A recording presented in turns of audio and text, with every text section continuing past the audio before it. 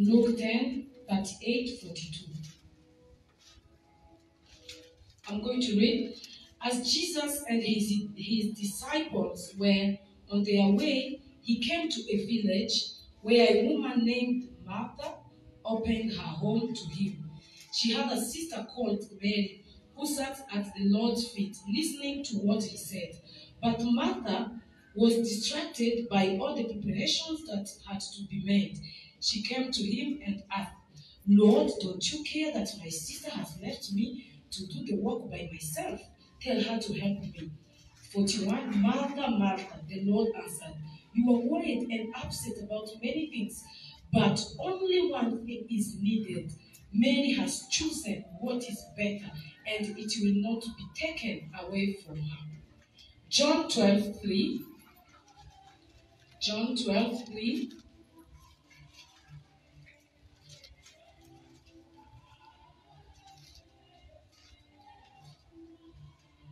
John 12:3, I'm going to read.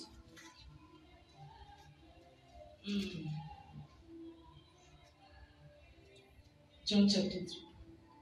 Then Mary took about half a liter of pure, not an expensive perfume. She poured it on Jesus' feet and wiped his feet with her hair. And the house was filled with the fragrance of the perfume. Father, in the name of Jesus, speak to our heart. I am just an instrument. Bwana, unajua ni nani umekusudia kuongelesha siku ya leo.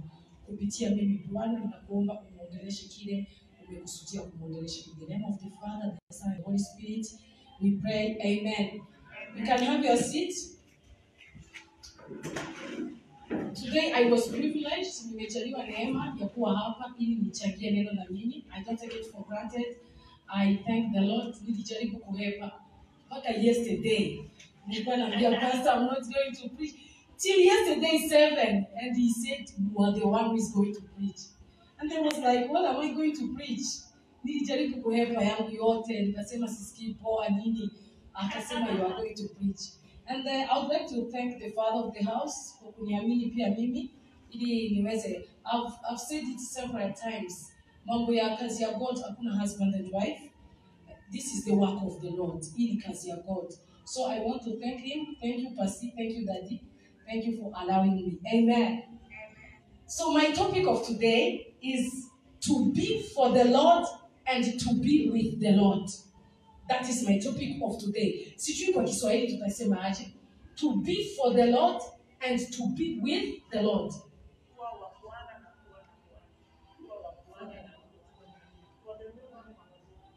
Kuwa kwa ajili ya Bwana na kuwa na Bwana.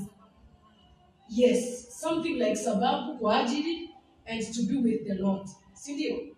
Kuna difference? Si kuna kama tofauti? To be for and to be with. To be for the Lord and to be with the Lord. You know, wakati ninapitia challenges and I say, Neville, she has been for me, she has been there for me.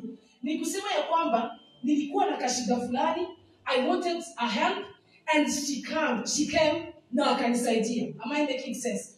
But when I say she was with me, ni kusema throughout the situations, throughout the shida. Yani alikuwa na mimi mchana, usiku, tukipanda, tukishuka. Wakati ninasema someone has been with me, ni kusema ya kwamba alikuwa pamoja nami katika situation fulani. But when I say she was there for me, ni kusema I needed some assistance, I needed some help, and she came for me. Am I making sense? So now I am saying to be for the Lord and to be with the Lord. Now I've said the difference between for and with. Now we have read in the Bible. Hili habari ambayo sisi wote tunaijua. Ni kweli. Sisi wote tunaijua Yesu ametembelea familia. Hii familia iko na two sisters, Martha and Mary. Na brother yao ni Lazarus. Sisi tunajua hiyo story. Now Jesus is going there, ameenda kuwasaidia. The two sisters, Mary and Martha. One anaenda kumwandalia Yesu chakula, which is good. Si ndio? It is good wakati umepokea mgeni, unaenda kumwandalia kitu, especially in African culture. Kwa wazungu, ukienda kama hujamwambia ni vigumu kupata koka chai. Lazima muombe appointment, lazima muongee. Mzungu ukienda kumsalimia hata kama wako kwa lunch hautapewa. But in Africa, hata kama hukuambia mtu ayamkani, utaona at least kachai tu akunywe, si ndio? So, Martha was busy preparing food for Jesus, which is good. She was doing a good thing, si ndio? Alikuwa anafanya kitu mzuri. Martha naye badala ya kwenda kuandalia chakula Yesu, akaenda kwenye miguu ya Yesu. Mary akaenda kwenye miguu ya Yesu, akakaa. Wamejidivide, mmoja anaandalia food Yesu, mwingine anaongelesha mgeni, si ndio? Wote hakuna mwenye amefanya makosa, wote wamefanya kitu mzuri. Mmoja anaandalia chakula mgeni, mwingine anaongelesha mgeni ili mgeni asijisikie vibaya. Unajua kuna mahali unaendaga, unakaa hapo wanakuwekea kanyimbo. Hata kama ni chakula wanakuandalia, utafika mahali uanze kuboeka. Sababu gani? You are alone there, wamekutupa, unaangalia huku, wanasema eti they are busy cooking for you. Ni kweli wanafanya kitu kibaya, lakini wamekuacha sitting alone. Uko peke yako, umetupwa na upweke. Hata hiyo food wakileta, utasema hawa watu hawana hospitality, si ndio? Hawa watu at least angekuwa anaenda kitchen anarudi. So hawa watu wawili, they divided themselves. These two sisters, one was cooking for Jesus, kafutu akuja kule. Mwingine amekaa kwenye miguu ya Yesu akiongelesha mgeni. Nao mwenye anapika anasikia vibaya, anakuja kwa Yesu. Jesus, what is this? Yani haukiambii kitu. I am busy cooking for you. Na huyu naye amekaa tu kwenye miguu yako. Yesu akamjibu akamwambia, ni hicho unafanya ni kizuri, lakini huyu amechagua kilicho bora, na hakuna mtu ambaye atakaye kitoa kwenye mikono yake. These are the two kind of people we have to church. Hawa ni watu wawili tuko nao kanisani. Watu wengi, we are busy doing the work of the Lord, which is not bad. Nimetoka kuimba, I was doing the work of the Lord. What I'm doing right now, it is the work of the Lord. But wakati unamtumikia Mungu na baadaye unamtumikia Mungu, usikuwe kwenye miguu yake, you are doing nothing. We are busy. Kuimba ni vizuri sana, kuhubiri ni vizuri sana, kutoa kanisani ni vizuri sana, kufanya kazi za Mungu kanisani, everything is good. Vitu zote tunamfanyia Mungu kwa kanisa. In fact, kumtumikia Mungu inalipa vizuri. Tunajua ya kwamba hakuna mtu ambaye anakufaga na deni ya God. Tunapomtumikia Mungu, hatumtumikii juu yetu, tunamtumikia hata sababu ya uzazi wetu. So kumtumikia Mungu ni kitu cha maana. Sitakataa kumtumikia Mungu, lakini wengi wetu tumeishia kitchen, tunaandalia food Yesu, tunamtolea masadaka, tunakuja tunahubiri, tunakuja tunaimba, lakini we are not with the Lord. We are for the Lord, but we are not with the Lord. After kumtumikia Mungu, no communion with him. After kumtumikia Mungu, no relationship with him. Wengi wetu, Bible, after Sunday, it is over. After prayers, it is over. After church, mlango wa kanisa ukishafungwa ni hivyo. The whole week, only Wednesday or Friday, till uta remember Jesus exists. You are busy cooking for Jesus, which is not bad.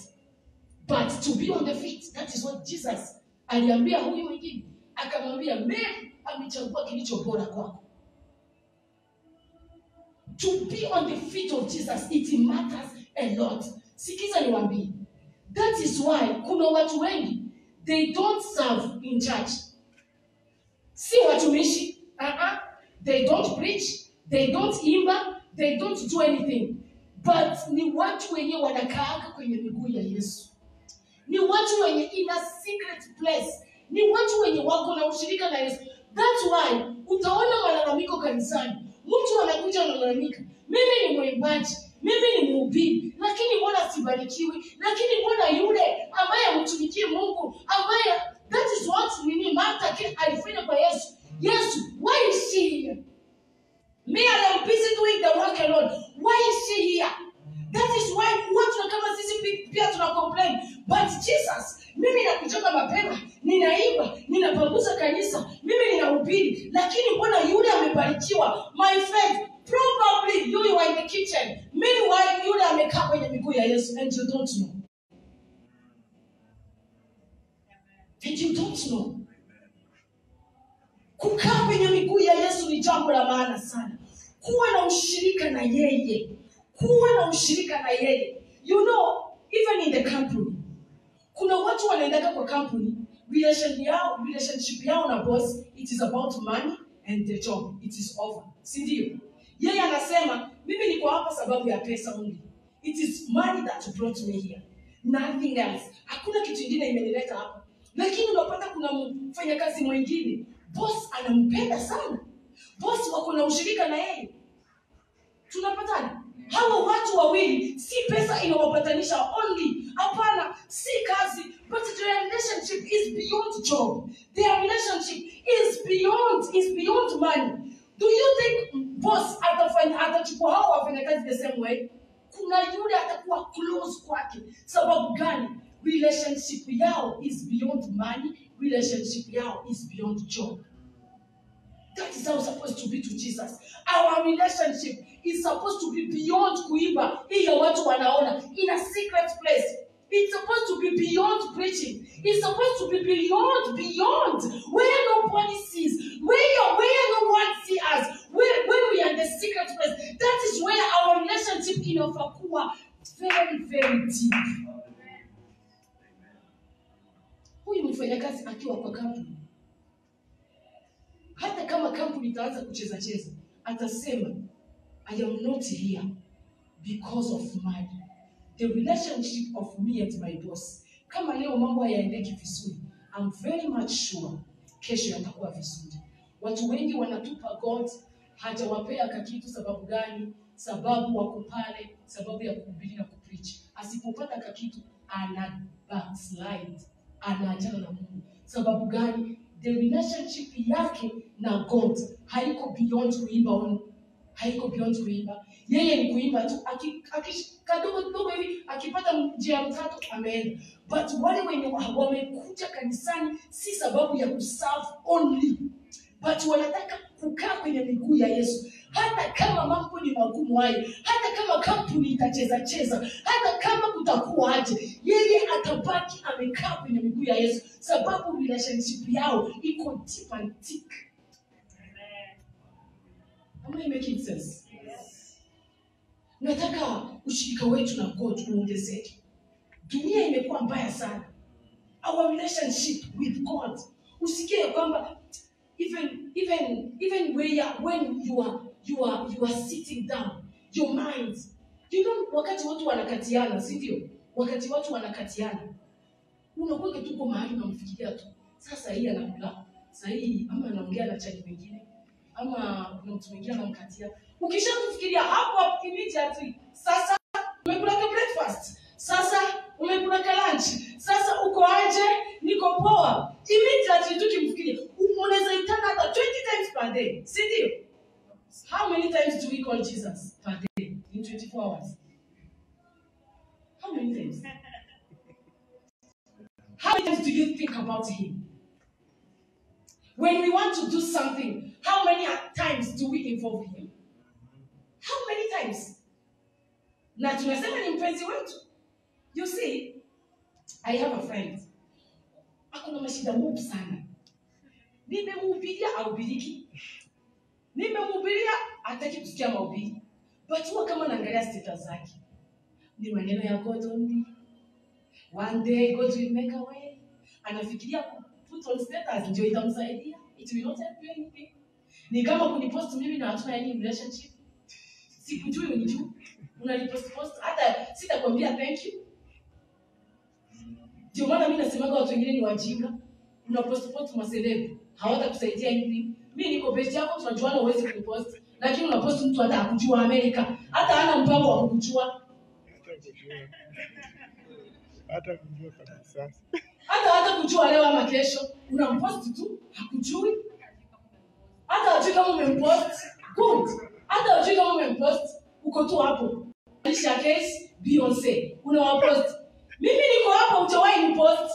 Utawahi niambia you are looking beautiful. Lakini I love this lady. Na hakujui.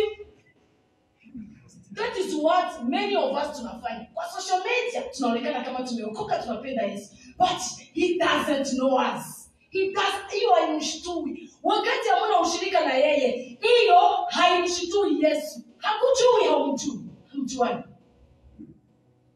Chenye kitakacho mshtua ni wakati unaishi kile ambacho una post on social media. Unaishi kile ambacho una post, kile ambacho unawaambia watu. Kuna watu wengi wanataka Yesu, lakini sasa wenyewe wao Yesu. Huyo Yesu wetu tunaongelea.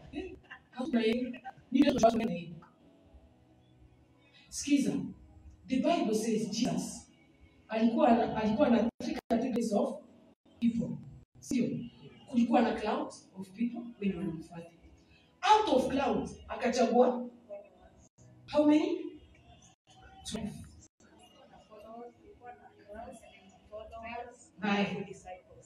Sasa tuende kwa followers, tuache followers. After followers, disciples. How many? 12. Out of 12 kulikuwa wangapi? Kulikuwa 3. Kila mtu ambaye ni kiongozi somewhere, nasemea kwa to be with, to be for and to be with. Don't forget my topic. Even Jesus, he was God, but the Bible says after followers akateua 12. After 12 akateua wengine 3. Hawa 3 ndio Biblia inasema they were close to him. Walikuwa wanampenda. Kwa nini they were close to him? Sababu yeye alikuwa close to wao na wao walikuwa close to him. You see, even a parent, hata mzazi anaweza kuwa na watoto 5, but out of 5 kuna huyu mtoto ambaye anapenda sana. Ukienda kuchunguza kwa nini huyu mtoto anampenda sana, ni sababu huyu mtoto anakuwa karibu sana na wazazi wake. Karibu sana na wazazi wake. Utapata watoto mko 5, mko 6, mko 4, lakini kuna wale mzazi hata akilala njaa, let me call someone, anajua hawa hata nikiwaita ni maneno tu watanichokesha, but kuna huyu mtoto wangu afadhali akope pesa, afadhali akope pesa sababu yangu. So even to Jesus, he had 3. Hawa watatu, they were close to him. Can I tell you something? Mnanielewa? Mnanielewa? Mtaendelea tu kulipenda? You will not wasika. You see, even a pastor, even mchungaji, even us, kuna wale watu unapataka wako very close to mchungaji, wanamfikiriana. Si wao wana expect only mchungaji awapigie simu. By the way, pastor, sometimes pia yeye ana feel power when you call him, unamuuliza basi unaendelea aje? Because pastor pia ni mwanadamu. Sometimes anaamka kichwa inachanganyikiwa. What are we going to eat today? Ukimwandikia kama text message kanamgusa. Si ndio? Kuna hao watoto unapataka wako close. Sijasema kutext mchungaji ama kumpigia simu, sijasema ni kuzoeana na yeye. Sio kumzoea, but just kumjulia hali. Ni wangapi wanafikiria kama mchungaji wao amepokea salary, anasema even 200. Ni surprise my dad, my spiritual father in the Lord. Ni surprise asikie tu titi, ama tunafikiriaga tu time, which is good, house rent na mambo yetu kwisha. Pastor Yesu atamshughulikia sababu aliitwa na pastor, aliitwa na God. Which God does. God anafanya hivi, anashughulikia kwa wachungaji wake.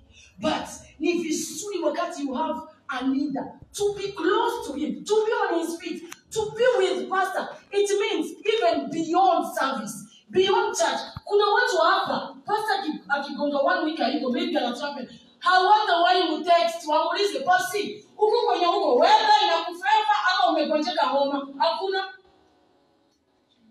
Kuna watu hapo pastor akitravel, hawatafikiria wewe, mami sasa wacha nimpelekee kaunga. Aleta kaunga 1 kg. Unajua what matters? It is not the big amount or big shopping, but just that heart ya kufeel, "Oi, pastor wangu akona kagari, nani ameshajifikia ataka 500 atie kama mafuta." Kama mafuta tu ni 5 so. Only. Hata kama ni wasi na wine. Niko nawapea ka secret ka baraka. Si nimewauliza atuna mtu kwa zipi. To be with the Lord. Even beyond. Nimesema mambo ya wazazi, nimesema mambo ya mchungaji. That is what ukiwa when you are with the Lord. Unakuwa kwenye fit yake. You are in the office but you are thinking about him. You are in the toilet but your mind is not about kuimba nataka ka voice kangu kazuri. No, but unafikiria what can I do for this Jesus? What can I do? Yani yeye tu unafikiria. Say amen. Where we read here in the book of John, the Bible says, ni hao wao tu wako busy eating the food, si ndio? But the same Mary, mwenye alienda kakaa kwenye miguu Yesu, iko busy anafikiria, what can I do for Jesus? Others, they are busy eating. They are busy wanabonga story. The Bible says, akachukua mafuta yake, very expensive, akaenda kayamwaga kwenye miguu ya Yesu. Very expensive. Do you think hapo anashinda angepata mafuta? Maybe alianua ili pia yeye atoe rehemu mzuri. The Bible says eti nyumba yote ikajaa rehemu mzuri, si ndio? Hii mafuta si angetumia something else. But while Jesus sitting there, wengine wako busy wanakula, yeye ako tu, nini naweza kumfurahisha huyu mtu? What can I do? Unaona, to be with someone. Wengine wakikaa na yeye wakifikiria something, wewe unakuwa unafikiria something else. What can I do for this man? Akaona niko na mafuta very expensive. Ujue the Bible ikisema kitu kiko expensive, si kitu cha somo moja. Ni kitu very, very expensive. Now let us see the benefit. The benefit of being with the Lord. With the Lord. Number one, when you are with the Lord, we have that communion with him. You have that relationship with him. You know easily what he likes and what he doesn't like. Easily. Easily. You see, sometimes we do something thinking, na ni kitu kizuri, si ndio? Sometimes tunafanya kitu na ni kitu kizuri.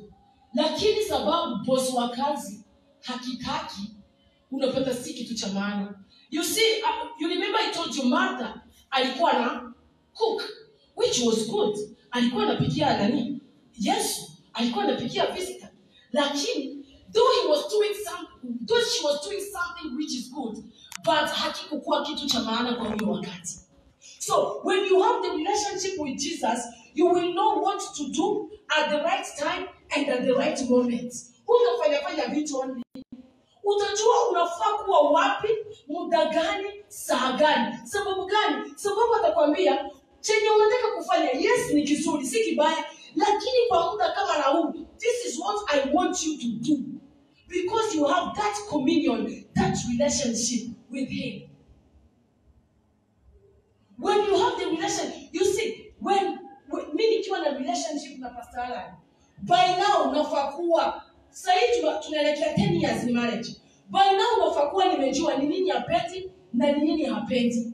Nini inaweza kuwa vigumu kwenu kujua Pastor amekasirika, but to me it is very easy to know Pastor amekasirika. Sababu gani? Because I am with him. Tunaishi na yeye, tunalala na yeye. So by now unafaa kuwa najua sababu I am with him throughout. Anakasirika aje, nini anapenda. Wewe unaweza fanya kitu unafikiria unamfurahisha, but mimi nikiwa nimekaa pale ninajua hiki kitu hata kama nakifanya Pastor Pete. Why? Because I'm the wife and we are with him. So mimi namjua zaidi. Ukikuwa kwenye miguu ya Yesu utamjua zaidi kuliko watu wote. Amen. Watu wengine watakataka kufanya kitu, wewe utajiambia hiki kitu hata kama watu wanakifanya, ninajua posti wangu Jesus hiki kitu akifurahi. Sababu gani? Unakaanga kwenye miguu yake. So unajua chenye anapenda na kile chenye hapendi. Amen. It is good to be on the feet of Jesus. Kama Martha. Beyond kuimba. Beyond kutoa kanisani. Beyond kuhubiri. Tusikuwe tu wahubiri. Kuna wahubiri wengi. Tumesimamia tu matitles. Ni mimi ni mhubiri mkubwa. Titles hazitatupeleka fasi. Lakini kitu ambacho kitatupeleka kumwona huyo ni wakati we have that deep relationship with him. You will want to do something, but because you have the relationship with him, atakwambia no, this one I don't like. Kwa huyo muda, I don't want. Number two, you will know the secret of his heart. You will know the secret of his heart. You know, there is a verse that says, hakuna jambo litatokea watu wa Mungu pasipo Mungu wafunulia. Si tunaijua hiyo verse, lakini ni wangapi wanafikiria na vitu na hawajafunuliwa? Ni wangapi? Unaamka tu accident bump. Unaamka tu unaenda job unafukuzwa. Na Biblia inasema hakuna jambo litatufikia pasipo God kutufunulia. Do you know why anafunulia? Ni watu wanakaanga on his feet. Those ones, they know the secrets of his heart. Last Sunday tuliambiwa, when you have the relationship with the Holy Spirit, yeye ndiye anajua chenye kiko kwa roho ya Baba. Yeye ndiye sasa anakuja anakilivili kwako. Hafunuliani kila mtu. Ukikuwa na relationship na Yesu, utajua secrets za moyo wake. You will go somewhere. Wengine wakienjoy, you are like, no, I am uncomfortable. Why? Jesus is revealing some secrets to you. This place is not good. This man is not the true man of God. This woman, get out of this place. This is not your place. Utajua secret. Kuna ma secret utajua zingine watu hawajui. You are in the market, you want to buy something. The Holy Spirit anakuambia, no. This one, no. Wengine wananunua and they are enjoying. Others, they are eating. But you, the Holy Spirit, is showing you secrets. Secrets that others cannot see. Secrets that others cannot tell. Because unakuanga on his feet. You will know some secrets. Zenye wengine hawawezi wakajua. You will know some secrets. Mutaenda kwa party, wengine wanakula hii chakula ni tamu, lakini wewe unasikia don't eat, don't dare. Unataka kugusa, don't dare. Why? Uko na relationship na yeye. Yeye anaonaga kile hatuwezi tukaona. He knows so many secrets on this world. You will go to look for a job. Ama mtu akuja kutafute Sam, kuna deal na kutafutia, na ni deal ya pesa moja. Holy Spirit anakuambia don't dare Sam, hata kama ni pesa moja.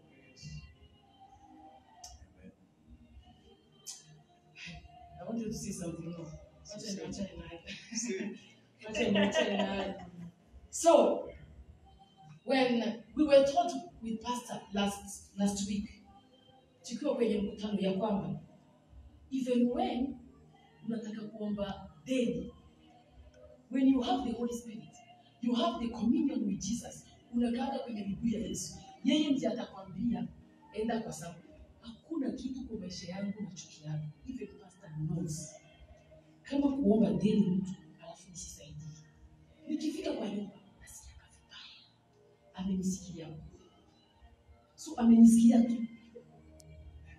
Hivyo tu ameshanisikia. Hivyo tu. Sasa ile tunabongana na yeye. So ambia tu I'm like no basi no. Na help. So but when you have the Holy Spirit, you pray, anakuambia go to Nevin, I am sure you will be helped. Atakusaidia. You go to Nevin, you go to Sam. Why? Because you are unakwenda kwenye miguu. Yaani kila kitu kote.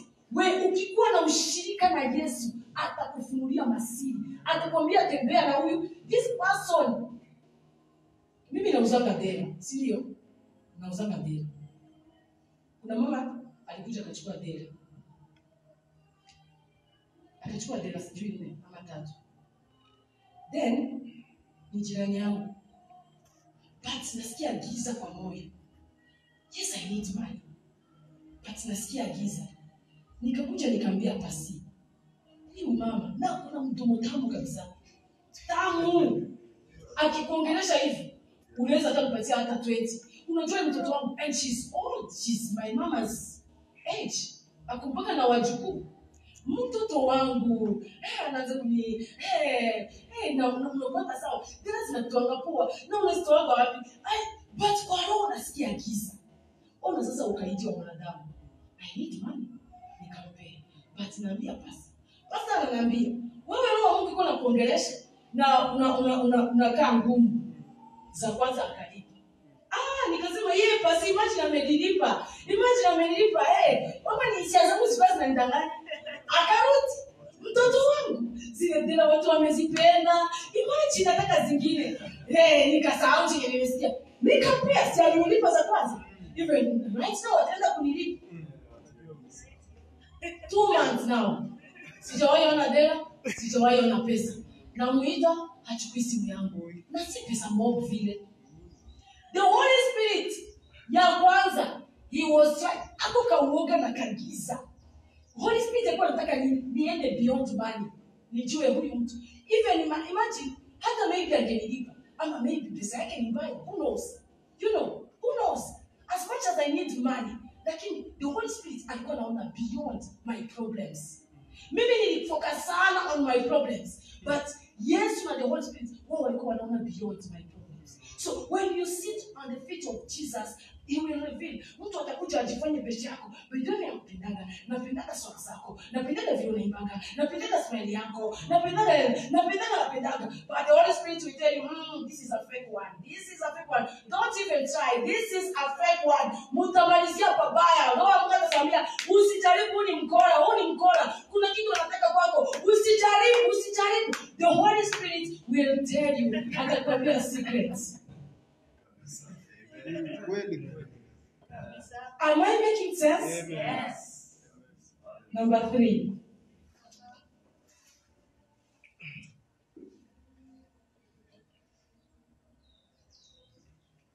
Sikia, when you have a relationship with Jesus, you will be free to talk to him at any time. Utahitaji mtu aku represent. Do you know why tunakimbilia kwa watumishi wa Mungu? Si vibaya.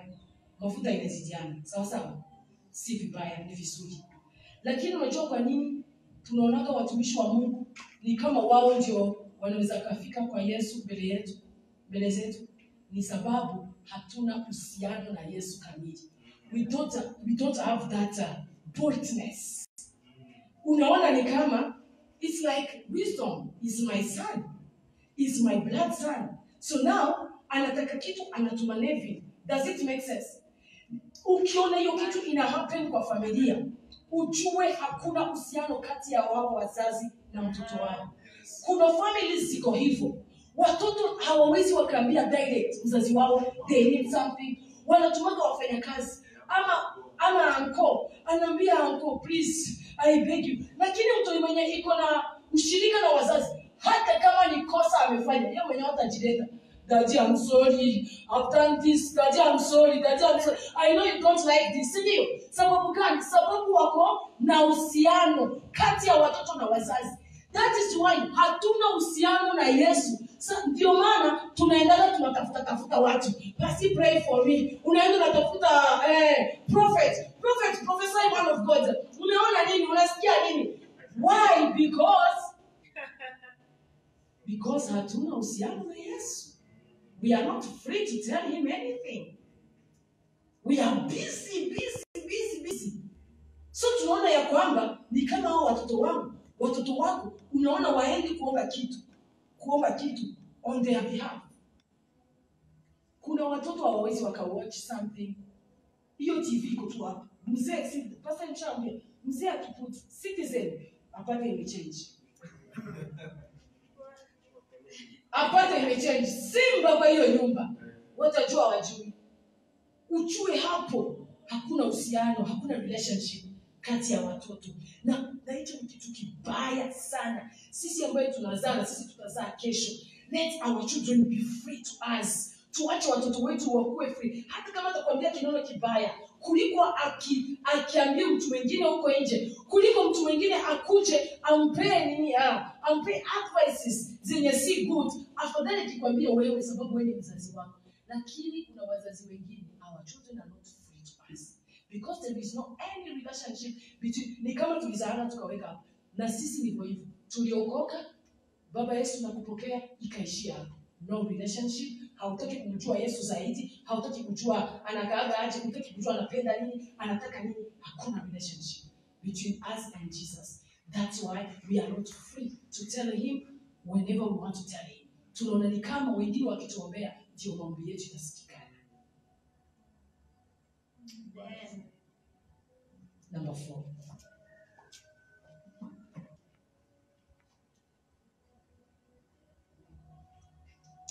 When you have a relationship with Jesus, He will give you power that will sustain you in this salvation.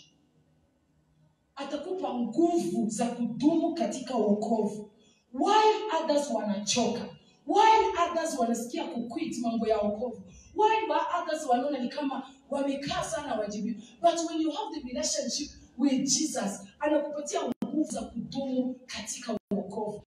Si nimewambia wakati mtu work na company, but relationship yake na boss iko beyond pesa. Even when company itacheza, yeye atakaa. Sababu kuna ushirika kati ya yeye na mdosi wake, si ndio? I remember one day, my dad had worked for someone for 10 years. And this guy amekuwa msaada kwetu, and dad alijenga nyumba because of that job, and sometimes alikuwa anampea deni. I remember one day my dad got an accident. For 3 months he was at home, but the boss kept paying him. And now one day job kaanza kuendelea vibaya, so anampea half salary, anampea salary on 10th, zingine anamwambia 20th, and then hii kazi hapana, itabidi uache. Sasa huyu mdosi ameanza aje? Our dad akatukanisha akatuambia, nyinyi ni watoto, hamjaelewa kitu. Huyu mdosi kuna time amenisaidia. Relationship yetu si kwa sababu ya mshahara only. There is a time he was a help in my life. So siwezi nikamwacha saa hii sababu uchumi wake umeanza kuyumbayumba. My dad stayed there akafanya job. Lakini kuna wafanyakazi wengine walienda, anasema mimi na yeye ni pesa. Kama nilipi pesa yangu waishie na mimi niishie. So when your relationship with Jesus, umekuja kwa Yesu sababu unataka wife. Umekuja kwa Yesu sababu unataka biashara. Umekuja kwa Yesu sababu akikaa kidogo atakupea, una backslide. Sababu haukuja kwake mkiwa na ushirika na yeye. Oh, your relationship was not beyond money, was not beyond wife. Wengine wanakuja kanisani sababu kuna kademu wanaona, kuna kachalini handsome, kuna mtu anaonaga, kuna pesa anahitaji, kuna biashara anahitaji, kuna something anahitaji, which is not good. Lakini wakati uko na ushirika na Yesu, hata akikaa hatatimiza promises zake ndani ya maisha yako, you will stay in salvation. Amen. Because ukufuata vitu, umefuata mwenye vitu. Amen. Number 5 and the last one.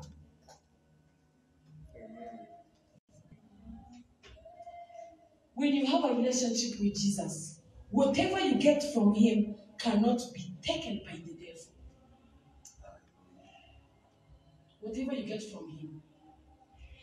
Hii neno nikiandika jana, nilianza kufikiria. Unisikize vizuri. Walizeni kuandika. Cannot be taken from the devil. Sikiza ni waulizi. The Bible says, the blessings of the Lord added no sorrow. Si ndio? Lakini kuna vitu zingine zinakaa baraka na zinatufanya tunalia. Ni kweli? Zinakaa ni baraka. Unazaa watoto lakini wanakufanya ulie. Uko na job lakini hiyo job unashinda unalia. Na Biblia inasema the blessings of the Lord added no sorrow. How comes? The Bible says the blessings of the Lord added no sorrow. Na mimi nashinda nalia na hizo blessings. Niko ndani ya ndoa lakini hicho kimziki kinanikatikana. Kinanichuna, kinanicheat. Na kuolewa ni kitu mzuri na kuoa ni kitu mzuri. Hiki kibibi yangu kinaendeka na mipango ya kando. How comes? Na hiki kibibi hata nilikitoa kanisani kwa kwaya, but bado kinanicheat. How comes? How comes? Let me tell you something. Kuna blessings zenye ni general. Inasema Mungu unyeshesha mvua kwa wema na mabaya.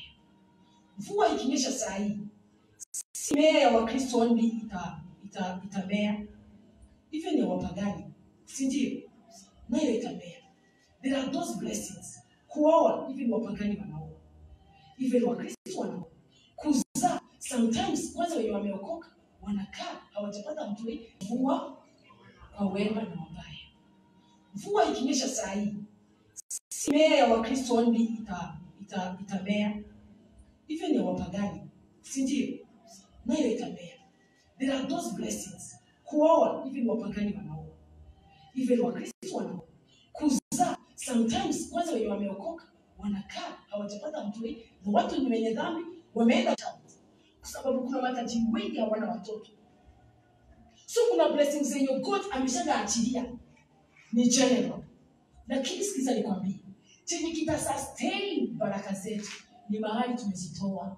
Je, tumezitoa kwenye feet ya Jesus ama zimekuja tu kama general kama wengine?